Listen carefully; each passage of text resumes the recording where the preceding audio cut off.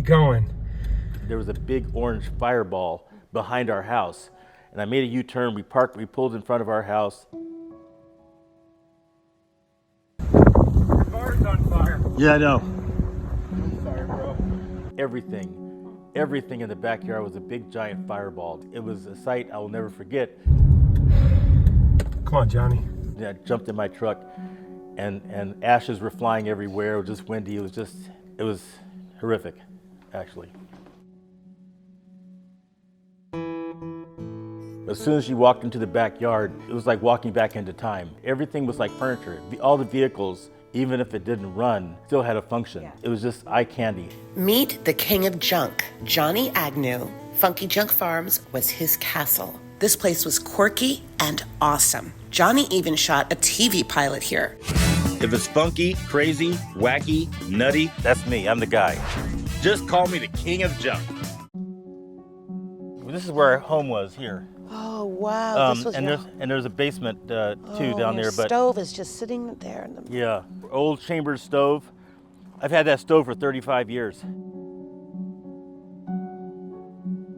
So this was a motor home? Yeah. So this was a 1963 Ford Condor motorhome. Oh man! And it was in absolute mint condition. Oh Johnny. Yeah, I know. This old Willie's Jeep, 1950 Willie's Jeep. But this is my garage right here. This big slab right here is actually my garage. That's 110 feet long. Look at that, with all the shelving and everything. Wow. It was an actual building right there. Oh, it looked like a big building. building. It was packed full of all kinds of cool stuff, all gone. How do you react when people say, oh, it was just stuff? You know, that's a good question.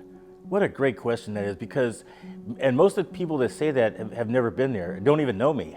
I haven't even been past here because it's too overwhelming. Words just can't express it. Yeah. Especially if you've seen it before. And you can imagine even being here, not seeing it before, you can imagine what it, you know, there's something here. You know, there was a lot of cool stuff here at one time. That cool stuff made Funky Junk Farms famous. Johnny, with his trademark sideburns and overalls, got a lot of social media attention. His vintage pieces were featured in some of Hollywood's biggest movies. When the fire struck, that community came together in ways he never imagined. People badmouth social media, but this is where it's really, for us, it's come through. Every time I walk through a studio lot, people I don't even know, they have donated and whatnot. It actually kind of brings tears to my eyes. Can I hit the doorbell? Sure. Like the Avon lady? Yep, Avon. Awesome. Wow, look at this. What? Oh God, come on. Amazing, right? Johnny was upset, and he's like, we just lost Funky Junk Farms, you know. And I said, no, John, we are Funky Junk Farms. Meet Steve Butcher, Johnny's other half. When you first got this trailer, what condition was it mess. in? A mess? Yes. Like how bad? Like really Well, bad? 50% of the wood had to be replaced. We met on a film back in 1993. It's called Pontiac Moon. You said you were instant brothers when Instantly. you met, and you know, would like to know from both of you what your friendship means to each other. You go first. No, I don't dress like Johnny. You know, I don't wear the old clothes or anything like that, but I can build anything, and I love nostalgia. Meeting someone who walks it, talks it, and everything else, it was like, man, it's almost like a clone. We love history. We love all this, and pop culture is part of that. And when you can find a couple of brothers who are into pop culture, it was a gift. It was actually a gift from the heavens. Embarrass yourself like that in front of all those goddamn people.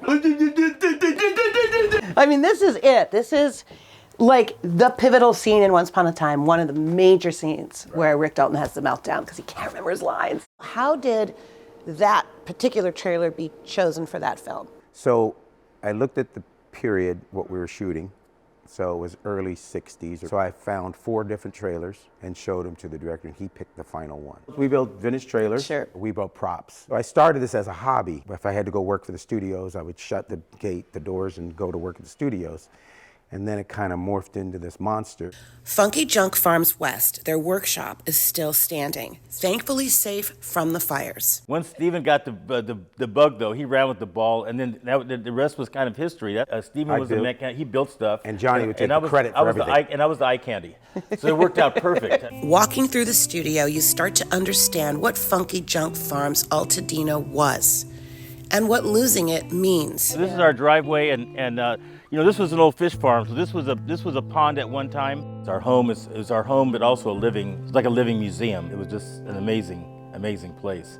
So everything inside and out, just like here, was all vintage and period. That I've literally been collecting since I was like 8 or 9 years old. Your little gnomes are survived. They still have color, which And they is amazing. it is amazing to see the color. The place is important, but our knowledge, our passion, our skills, and all that mean anything. That's all what Funky Junk Farms is all about. Sounds like my rototiller. Back in 2020, a friend captured Johnny driving his 1964 Silver Eagle scooter through the back part of Funky Junk Farms, by the horse trailer, back towards the old garage. All of it now, just a Facebook memory. The things that we're going to keep would be the horse trailer. That horse trailer is really cool looking. It's still got my Oh my God, it image on says it. Funky Junk Farms on Yeah. it. Johnny, that's amazing. Yeah, so we're going to restore that. That's is on the list. incredible. Yeah, every time you build something, it's a lesson for all of us.